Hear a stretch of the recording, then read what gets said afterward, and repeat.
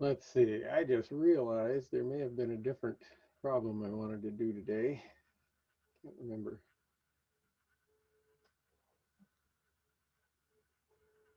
Oh well, we can go with what we've got. Let's see, I'm gonna share my screen right off the bat here today. Oh, except I never turned that on.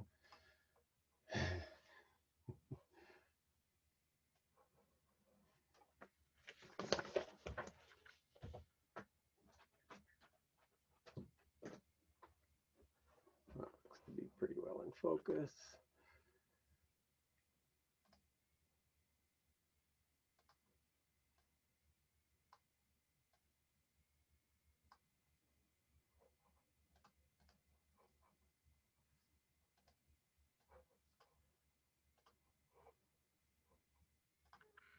Try that again. Okay, that should work. I wanted to talk about Lenz's law first, which is kind of a different way of expressing that minus sign on the induced EMF equaling minus d phi sub b dt. But Lenz's law says this: the direction of any magnetic induction effect is such as to oppose the cause of the effect. And sounds a little nebulous, but we can do that. Look at it with the idea. Let's suppose we have a circular coil of current, and it's some kind of a wire or something, and then coming out of here you've got the wire kind of twisted in such a way that you've got your two wires like this, and you hook them up to a galvanometer. And so a galvanometer is just a very sensitive current meter. I bought a set of them 2 years ago because a lab that I wanted to do was to have you determine the full-scale current necessary for the galvanometer to deflect its needle completely, and then also determine the internal resistance of the galvanometer, and taking advantage of those, have you design ammeters and voltmeters that would use that particular galvanometer. And unfortunately, we didn't get to have labs last year, and it wasn't something that could easily be shipped home either. And don't get to have those kind of labs this year. But it's one that, years ago when I would have very small physics classes, I had two simple galvanometers, and it's a pretty challenging lab, but really gets you thinking about some stuff. But anyway, this galvanometer is just something that typically, well, it was in the video that we saw yesterday, but usually it's got a needle that's just sitting right in the center, and if it has a tiny amount of current going one direction, it'll deflect to the left, and if it's going the opposite direction, it'll go to the right. And of course, it depends on the direction of the current flow.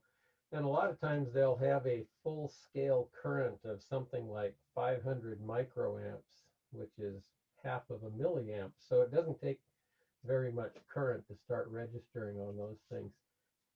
And however, so we've just got this loop of wire, and it's connected up to a galvanometer, and we're going to do some experiments with a bar magnet dipping into it.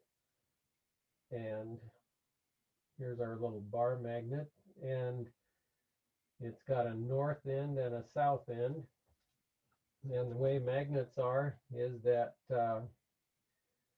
the magnetic field vectors point from the north end, so they come out of the north end in a sense, and this is just a convention that we have adopted, so we could easily have adopted the opposite convention. Magnetic fields will be headed downward out here, and then they'll come into the south end. So that's the way the magnetic fields happen to work. All right, so let's imagine that this galvanometer is connected in such a way that if current flows in this wire clockwise, is that clockwise? Yeah, clockwise will be positive. So positive will be this direction. And if it's going in this direction, that'll register as a negative current. And this will be the minus sign on here, and this will be the plus sign. So minus is going to be that way.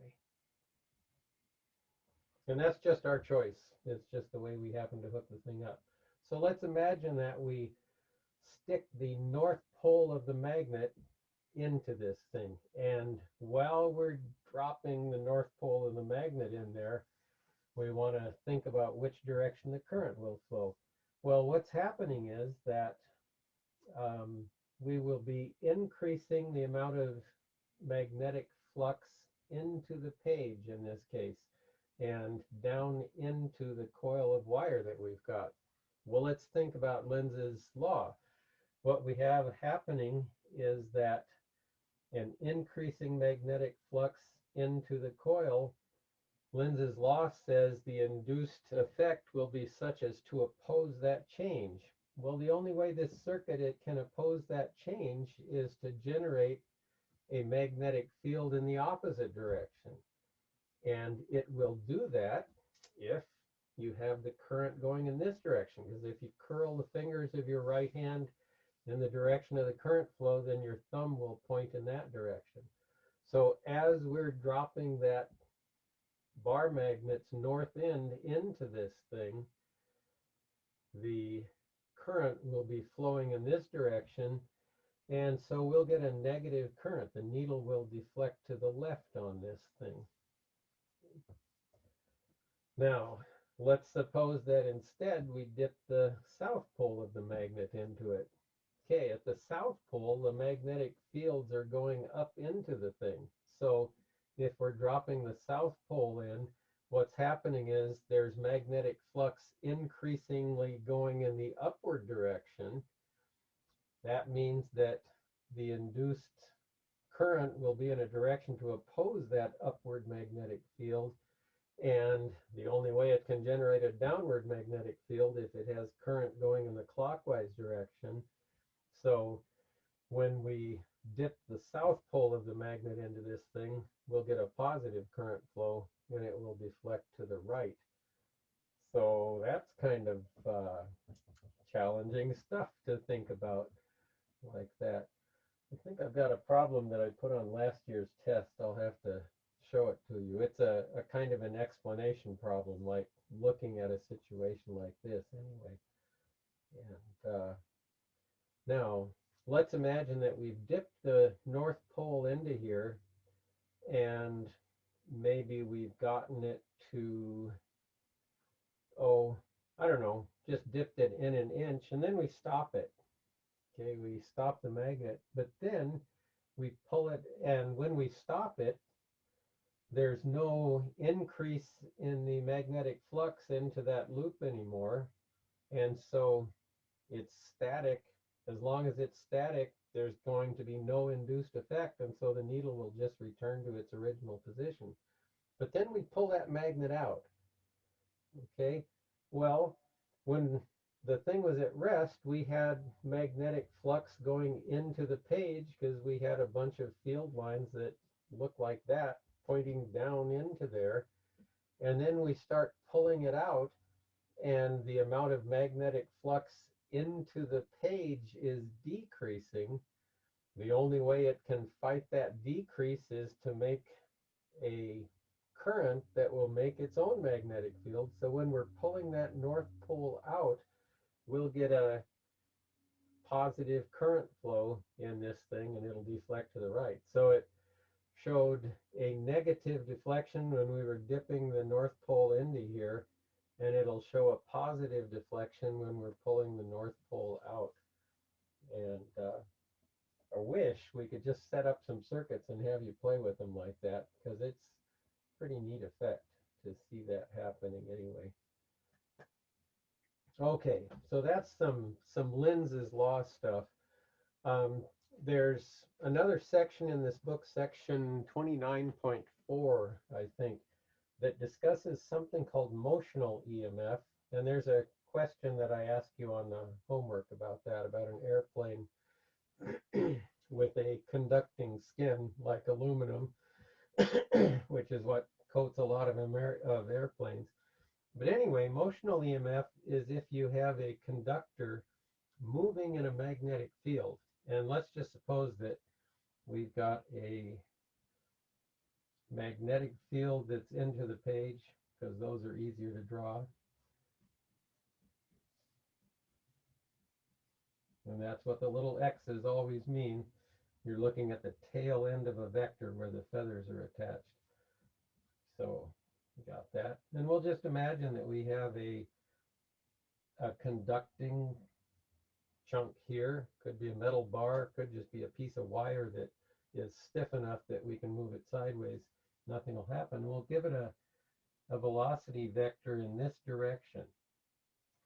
Okay, what's going to happen in that case? Well, conductors are filled with charges, and those charges will feel a magnetic force on them. The magnetic force on a charge is QV cross B. In this situation, if the magnetic field is entirely into the page and the velocity is that way, we'll have V and B perpendicular. So the magnetic force on these will be QVB, just without the arrows on top and the cross product there. But that will tend to push positive charges one direction in the conductor and negative charges in the other. And so the force that's on a positive charge will be that way, and the force on a negative charge, I should put circles around these, will be that way, because the direction of the force depends on the sign of the charge. So V cross B, left for a positive charge, V cross B. When you multiply that by a minus sign, it just goes to the right there. So what will happen is you'll end up with a buildup of positive charge on one end of this and a buildup of negative charge on the other. Okay, well, that's the case if the magnetic field is into the page. When you redistribute charge like that, you're going to end up with an electric field because you've got positive charge over here, negative charge over here, and the positive charges will create an electric field going this way, and the negative charges will too. And at some point, if you can maintain this thing long enough, you'll end up with an electric field that cancels out the magnetic field, and so the net force on a charge will end up being zero eventually. And to this you can add a QE, and this electric field was produced by those charges that distributed themselves because of the magnetic field, and so this will equal zero. And magnitude wise, if your velocity is perpendicular to B, you'll end up with QVB is equal to QE at some point, or the electric field in there is just going to equal VB. Now, it may not reach that point always, especially if you've got this thing as part of a circuit that so the wires, or we know it's the negative charges that do the moving, those negative charges can just keep going when they get here and work themselves around to there. So you can actually get a current going in the circuit in that case. Now, the potential difference between the two ends of this thing, when you've moved it like that, is going to end up being EL, and that's like delta V is equal to the integral of E dot dl. That's how we get it going in that direction. And so if this is the length of the thing, did I use a, yeah, this is the length of the thing, we'll get a potential difference across this thing. And EMF is what a potential difference happens to be. And so that EMF will equal VBL as well, because if E equals VB, then EL will equal VBL. And so there's our potential difference, VBL. And this is motional EMF that's produced there. Sometimes you can analyze situations in terms of both motional EMF and in terms of the d phi sub b dt. You'll be able to take both approaches to a problem and solve them that way.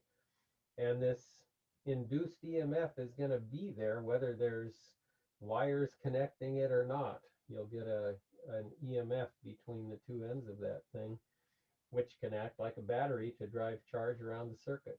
So, fun stuff. Okay. Yeah, we can continue on with some of these things.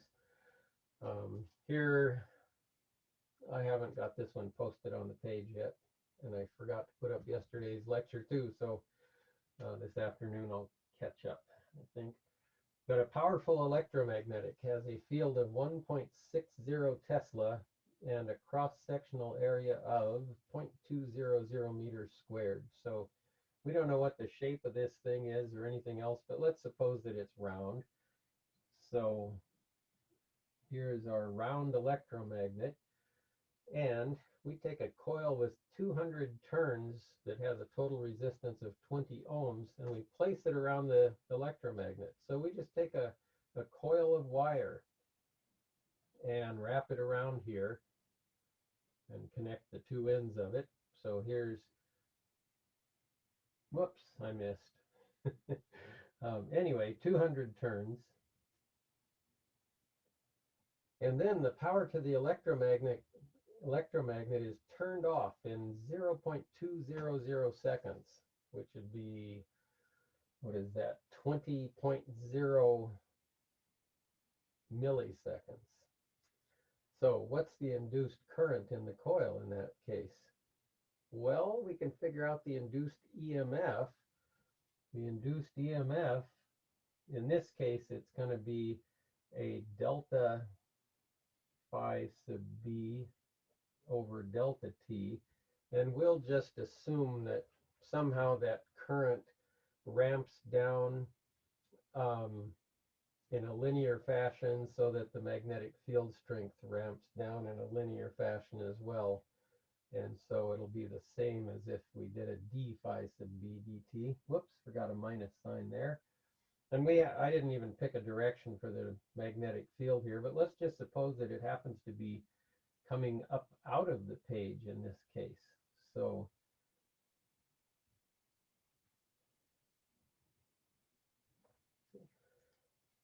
now the area of the magnet is 0.200 meters squared.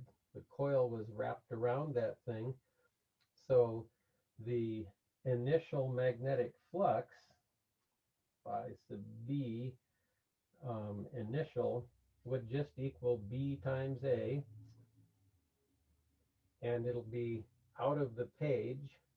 So we'll make a note of that. So 1.60 times 0.2 should be 0.32, I think. I don't feel like thinking this morning. It's been a whole week of getting up at 5. Yeah, 0.32. So 0.320. Now it's just going to be Tesla times meters squared, and it's going to be coming out of the page. And we'll use Lenz's law to figure out the direction of this induced current. The phi b final is going to be 0 because we turned off the current to the electromagnet. We're not going to have anything. So the delta phi sub b will be this minus that. And when we stick a minus sign in front of that, we'll end up with the changing flux going into the page. It's just like if your velocity is in this direction and you're brought to a halt, your acceleration was in this direction. So the delta phi sub b is going to be minus, well, yeah, we could stick a minus sign on it, or we could think of it as still 0.320 Tesla meter squared, but it's into the page, if we want to. So, and that happens in 0.0200 seconds. So the induced EMF here is going to be 0.320 Tesla meters squared divided by 0.0200 seconds. That should be 16 amps, I think.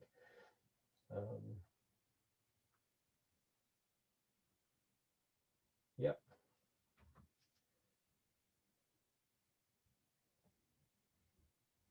Okay, now let's just kind of use Lenz's law to figure out the direction of this thing, the current that'll be induced in there. We have initially a magnetic field and the magnetic flux that's coming up out of the page. That vanishes. The direction of the induced EMF will be in such a direction as to oppose that. Well, if you've got something coming out of the page and it's vanishing, to oppose that vanishing, you would want to have the current in your loops here generate a magnetic field that's up out of the page to fight that decrease in the up out of the page flux. And so we'd have a counterclockwise current in this case. And how much will it be? Whoops, this isn't amps. This is Tesla meter squared per second. But going back to our units over here, a Tesla is a volt second per meter squared. So volt second per meter squared, this is going to be volts. Okay, we did that a bunch of times yesterday, but just checking. So 16.0 volts is going to be the induced EMF. Now, as far as the current goes in this circuit, we know the resistance, and for figuring this out, you can pretend that that induced EMF is like a battery. So this will be our induced EMF. By the way, I figured out a way to kind of make this. It's the brush script font. A capital E will make a symbol sort of like that. And you could just imagine that you've got a resistance in there of 20.0 ohms. And so there we go. Okay, now in reality, this EMF is induced throughout the coil, and so it's kind of evenly spread throughout the thing, as is the resistance. But still, we can figure this out, that the induced current, oh, we haven't done Ohm's law yet, have we? Or did we? I can't remember. I don't think we did. Anyway, E equals IR. The induced current is going to be the EMF divided by the resistance. And the units of resistance are ohms, which are equal to volts over amps. And so if we've got 16.0 volts up here and divided by 20.0 volts per amp, which is what an ohm is, we'll end up with amperes, and it looks like 0.800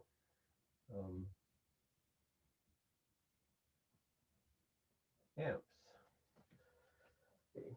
Something that can be a little bit dangerous is to try to suddenly unplug something that's got some inductance to it. Inductance that's an electronic term that we haven't gotten to yet. It happens to have units of, oh, I didn't put it on my list of things, but henries are the units of inductance. But if you have something like an electromagnet and you try to unplug it instantly, like just pull the plug out of the wall, your delta T down here ends up being really short if you just yank something out of there. And because the bottom of the fraction is very small, the induced EMF can be very high and generate a large current for a very short period of time, which will make a nice spark between your plug and the wall as you're yanking it out of there. And that's not a good thing to do. You need to gradually turn off the current to things like electromagnets. The arcing can be enough so you'll get little spot welds sometimes, and you may not want those things. So Okay. Oh, this is an interesting problem. I can't remember if there are multiple parts to this or not. No, but it may give us a chance to do some integration. You have a long straight wire. Oh, this one here, I just tried changing the font on it. It was supposed to be L, but it's just this length of wire. And, oops, now it didn't even show up in here. I had a bunch of ancient fonts in this thing that didn't work so well. But we have this long straight wire, I, carrying a current that varies with time, sinusoidally. So this would be like just ordinary wall current, which varies sinusoidally, and lies in the plane of a rectangular loop of n turns of wire. That's what this thing represents, as shown in the sketch. And the quantities I naught, omega, and delta are constants, and I give values for them down here. Determine the EMF induced in the loop by the magnetic field due to the current in the straight wire. Okay, well, I'm going to start by calculating the magnetic flux that is through this wire as a result of that current. And it's not going to be easy because the magnetic field gets weaker with distance. And the magnetic field of a long straight wire is the one that looks like mu naught I over 2 pi r. Now, we've got an I that varies with time, but for figuring out this flux, I'm just going to figure out how it varies with distance and then substitute in that changing magnetic field. And so the flux of this, I will imagine splitting this thing up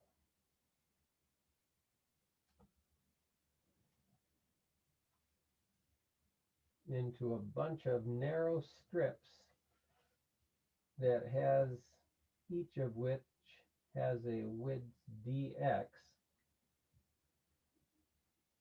and the flux of the magnetic field through one of those things. Now, I'm going to use a d phi sub b here, but in this case, it's not looking at the time change. It's just going to be the amount of flux through this narrow little strip that I've got here. So, and that will equal the magnetic field strength there, which is going to depend on R, times the width of that thing, which is dx, times its height, which is L. So it'll just be times L dx. And to get the total flux through this thing, I will have to integrate d phi sub b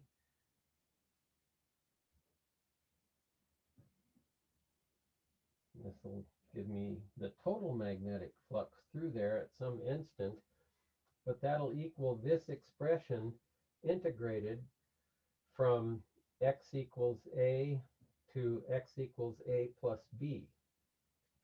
So a to a plus b, and I'll have b of, actually in this case I can call it b of x. If I let x equals 0 right here, it'll be that. And then b of x L dx. Okay, well, what have I got that's constant? This r, I'm going to replace with x. It's just going to be the distance away from the wire. So my b, flux of b, will equal, oh, and what did I forget? I forgot a letter N on here, because this is actually N turns of wire on there, so I need to have all of that stuff in there. Well, I can pull out the N, I can pull out the mu naught I over 2 pi, and I can pull out the L as well. So I'll have n, well, maybe I should be better and first write it integral from a to b, whoops, a to a plus b, I'll call it b plus a instead, of n, b of x, which is going to be mu naught I over 2 pi x, and then times the length of that thing, and then times dx. And I think you can probably see the only parts that vary with distance from there are dx and x there. So yank all the constants out. In mu naught I L divided by 2 pi, and then the integral from a to, this time I'll write it as a plus b, just to confuse you, dx over x. And I think I know what that integral is. It's natural log of x evaluated at a plus b and a. And so my flux of b will equal, maybe I'll reorder stuff here. It's always nice to have mu naught first, I guess. Mu naught n I L divided by 2 pi, and then that natural log of this thing, I'll be evaluating it at a plus b and subtracting the natural log of a, but the difference between two logs is just the ratio of the things. So a plus b over a. Usually I just go immediately from the integral of dx over x to this, because I've done it enough times that I remember that. But if you need to just kind of cycle through the intermediate step of writing natural log of x evaluated at a plus b and a, and then writing natural log of a plus b minus natural log of a, and then writing that, there's nothing wrong with tossing in those extra steps if it helps you remember, especially if you tend to misremember. So we'll do that. Okay, well, there's my flux of b at some instant, but I is something that varies with time according to this equation. And so now I need to take that into account and see what I can do with that.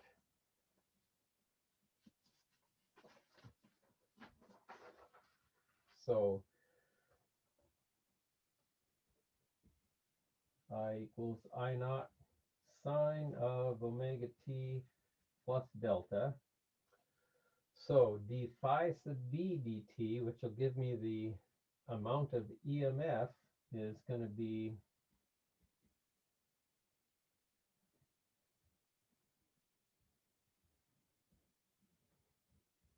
now I could put a minus sign on there. It's not going to matter because I've got something that's going to vary sinusoidally, and at times it'll be positive, at times it'll be negative, but I'll just go ahead and leave it on there. So things that don't vary with time are this. Well, the only thing that varies with time is I, so I can stick them in front of my derivative. So mu naught n L over 2 pi times that natural log of a plus b over a. And then I want to take the time derivative of that. So it'll be d by dt of sine of omega t plus delta. And delta is just a phase constant. I don't even know if we have it given here. Doesn't even matter. It's just whenever you started time to be 0, it's some little phase difference that was introduced depending on what the amount of current you had flowing at that instant happened to be. But for stuff like sinusoidally varying currents, especially when you've got 200 pi per second is the angular frequency, fairly high frequency, it's going to be varying often enough that you probably won't carry care what it happens to be at some instant. You'd just be watching the time behavior of it anyway. Okay, well, the derivative of the sine function is the cosine of that times the derivative of what's inside. If I remember right, that's called the chain rule. And so the induced current as a function of time will be minus mu naught n L over 2 pi times the natural log of that stuff, a plus b over a, times the cosine of that stuff. Actually, I'll take the derivative of the inside first. The derivative of the inside is d by dt of omega t plus delta. Delta is a constant, so its derivative is 0. Derivative with respect to t of omega t is just omega, so I just get an omega outside there and then get a cosine function when I take the derivative. So cosine of omega t plus delta. And getting to use all sorts of calculus stuff here, the chain rule, derivative of a sine function, things like that. Now, we probably want to be able to string all of these things together. And what am I doing? This isn't I, it's the induced EMF. Talking and writing at the same time is what I'm doing. Oh, this ought to be fun to see what the units come out as. The unit of this is going to be seconds to the minus 1. This, the natural log of the ratio of lengths, has no units. Here I'm going to have whatever the units of mu naught are. N is just a pure number, and L is just a length, so that would be meters somehow. So what are our units on mu naught there?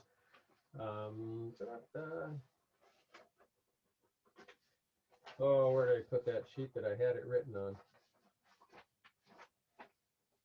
Newtons per amp squared, does that sound about right? Or not? It was on some pieces of paper that I stuck up here earlier today.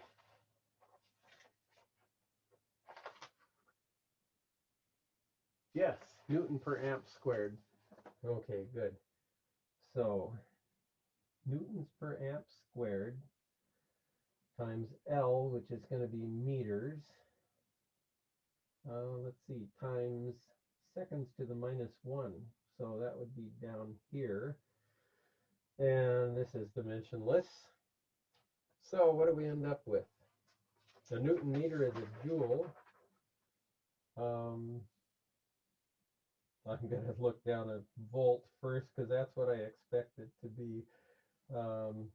Oh, it's a joule per coulomb.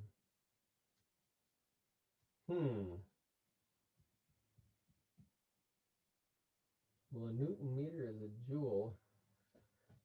Am I missing something here? Let's see.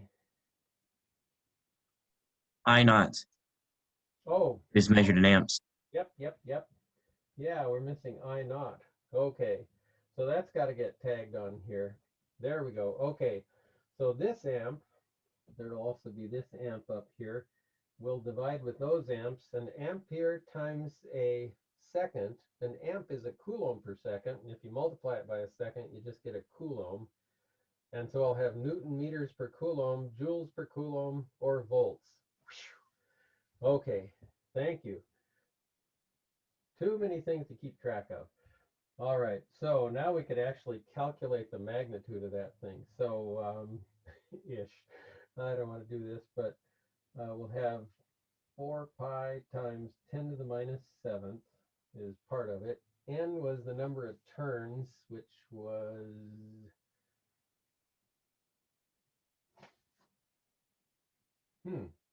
Oh, just N.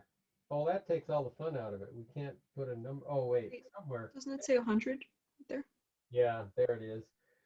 So 100. L was 20.0 centimeters, which is 0.200 meters. So we've got that. I naught is 50 amps, which is a lot. Although I've heard in industrial applications of just crazy high currents in some things. There used to be some large aluminum plants in Spokane. Kaiser Aluminum was one of them, and I don't remember what the other one was, but one of my physics teachers at Eastern had worked summers in one of those plants, and he was talking about there was something like this big block of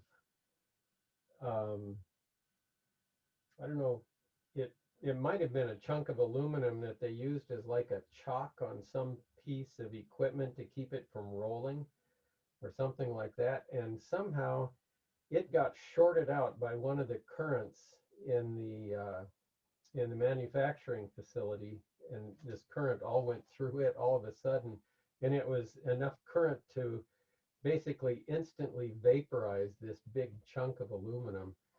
So industrial plants can have large currents like that, and they especially had high ones when they were manufacturing the aluminum. Okay, but what are we missing? Let's see, we've got the mu naught, we've got the n, we've got, there's mu naught, we've got I naught, we've got L, so, oh, we need omega, which is 200 pi seconds to the -1. Actually, I'm just sticking the numbers for everything in here. And we need a 2 pi down on the bottom. And then we need that log of natural log of a plus b, and a and b are equal. So a plus b is going to be 2a. It's just going to be the natural log of 2. Yeah. Oh, well, this pi will take care of that pi. This 2 will turn this into a 100. So we'll have log of 2 times 100 times 50 times 4 pi times 10 to the -7th times 100 again times 0.2. And some number, and that's all going to be multiplying the cosine of omega t plus delta. So crazy. I don't know. I don't think we're going to learn anything by plugging all these numbers in. So let's just skip that. Is there anything more to this question? There's a lot of crazy busy work in this problem, I guess. But that's something. I think there was one on here that had some motion involved in it. I may skip that one, save this one for Monday. And this one,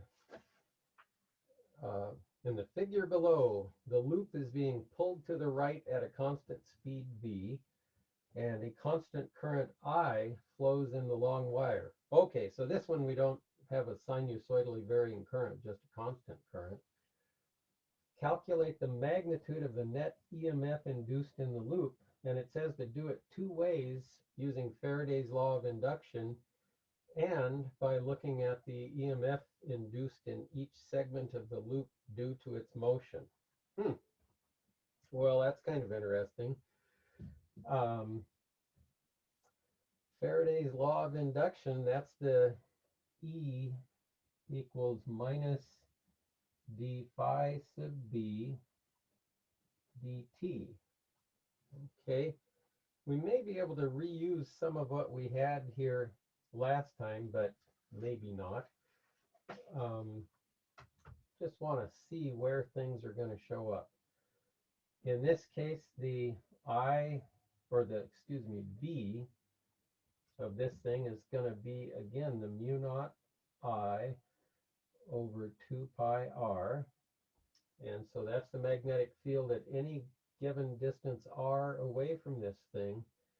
We should be able to figure out the magnetic flux that's through this thing at some instant, and then take the derivative, and my guess is that showing up in that derivative somewhere will be dr dt.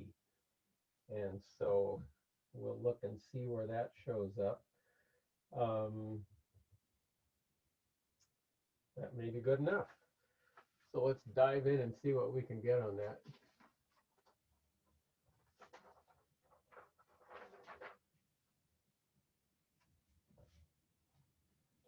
And I'm just going to be doing part A here. And you may decide that you would rather just do the EMF induced in each segment due to its motion, which would be fine.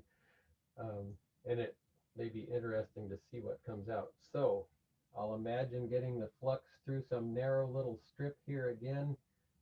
This one, I'm going to say that it's got a width of dr instead of dx. And so the little, and this is not a time derivative, it's just a little bit of flux that's through that thing. It's going to equal the magnetic field times the area of that, which is going to be little b, that's the height of it, times dr. So little b dr. That looks like B flat if you're a musician. Anyway, little b, or capital B, little b dr. And the magnetic field is mu naught I over 2 pi r, so this would be mu naught I over 2 pi r and little b and dr. And if I organize this thing a little bit, I would get mu naught I little b over 2 pi times dr over r. And so that's the little bit of magnetic flux that's going through this thing, through this little slice here. For the whole rectangle, I'll have to integrate, add up all the little slices going from distance r away from the wire to a distance r plus a away from the wire. So that will be, this would be phi sub b, integrate from r to r plus a of all of this stuff, but most of it's constant.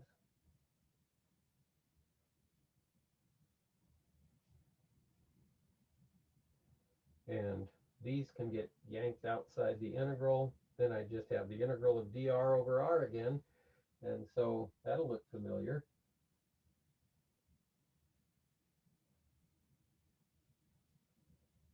And I know it's going to be the natural log of this divided by this.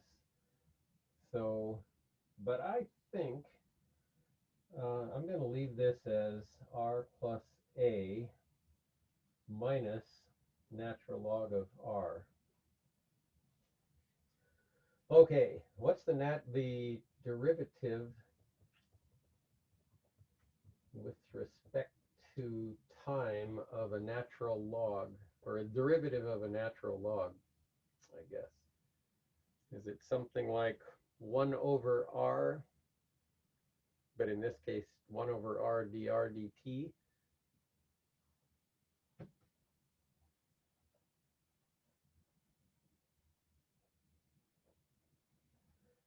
d phi sub b dt would be the derivative of this thing with respect to time. These are all constants, so they don't vary with time. And the reason I left it this way is because I don't remember how to take the derivative of the log of a ratio. It's probably just the same thing that I'll get this way anyway, but mu naught I b over 2 pi, and then the derivative with respect to time of this, which itself depends on time. And I think I should be getting 1 over r plus a. That's what the derivative of the logarithm is. And then the derivative of this thing that's inside the logarithm is going to be, a is a constant, so it doesn't matter. It'll be dr dt. I didn't line that up very well. Minus just plain 1 over r times dr dt. Guess what dr dt is? That's the rate at which this is increasing. That's the speed of this rectangular loop. And so I get something mu naught I little b over 2 pi, let's see, times 1 over r plus A minus 1 over R times V. So the induced EMF is going to be the negative of that. It'll just be, whoops, 2 equal sign. It'll be the negative of this thing times the speed. The induced EMF is proportional to the speed at which you pull the thing away from there. Then you can probably get a common denominator here and have R minus R plus A, which just ends up being an A on top over R times R plus A, or something like that. And I think it takes care of the minus sign too. What else were we supposed to do? Try to get it looking at the EMF induced in each segment due to its motion. Well, let's see. Do you remember the induced EMF due to the motion on that thing we had a little earlier today was VBL, where L was the length of it. Now, in this part A here, there's no sideways dimension to it, and so there's really no place for charges to build up on one side and charges building up on the other side to get an induced EMF in this skinny side. Same with this skinny side. It's all due to these things. And yeah, we're just about out of time, but what you would get is in this piece out here, you'd have an induced EMF, and I'll call it E1, which would be V times the magnetic field out here, which is going to be mu naught I over 2 times pi times A plus R. And L is going to be the lowercase b, so I'll stick that lowercase b in here. For this one, you would have, if I call that E2, it'll be V times mu naught I little b over 2 pi times just plain R. And this looks like a 1 over A plus R and a 1 over R. And these induced EMFs are actually going to be both trying to push charge in the same direction, or no, one of them will be trying to push charge in this direction, and the other one will be trying to push charge in this direction. So the net induced EMF ends up being the difference of them. When we've got batteries hooked up fighting each other, your net EMF in the circuit is the difference between the two. So we would subtract these, and I think we'd end up with exactly this same expression here. So when you subtract one of these from the other, and who's going to win? The one that has the smaller denominator, which is this one. And let's see, would that make sense? Yeah, it does. Lenz's law, with a magnetic or a current going in that direction, the magnetic field is into the page, so the flux is into the page. But as you pull it out here, the flux through it's going to diminish because the magnetic field is diminishing, and the induced effect will be to oppose that decrease into the page, and you can oppose it if you have a current going in this direction, which means the EMF down here is going to win over the EMF up here. So, woof. Okay. Monday we will continue on and do some more problems with this, both motional EMF and other EMFs. And then Tuesday we'll have a review for a test, which we'll have next Wednesday sometime. So that's what'll be going on in the next few days. And I think you've got a homework assignment that you'll probably find challenging. Start looking at it early so you can start asking me questions about it, because it's not trivial. As the particles move around Uh-huh. in the sheet, as the positive charges build up and the negative charges build up, would that movement cause magnetic forces on those moving charges, or are they not moving for long enough to really do that? That would be like self-induction, I guess. And they're being acted on by the external magnetic field, but actually there is something called self-induction. It's a chapter that we're not going to get to, but it's a complicated situation. In a situation like this, since it's going to be a single turn of wire, it's not going to generate very much current, or enough current in there to generate enough of a magnetic field to worry about. But when you've got something that's got like 1,000 turns of wire in it, wrapped around an iron core, then you have to start thinking about those effects, that you have effects built on effects built on effects, in a sense. So yes, sometimes you might have to, but not in this particular case, because it was, a single coil. Well, actually, was it? I don't remember. This would be a relatively weak effect, actually. And it's mainly set up just to be a doable example problem. Okay, any other questions? I will turn you loose. Have a good weekend. Jump on the homework early. And yeah, just be watching for other stuff that might pop up on Canvas, I guess. Okay, and I'll see you Monday, if not sooner.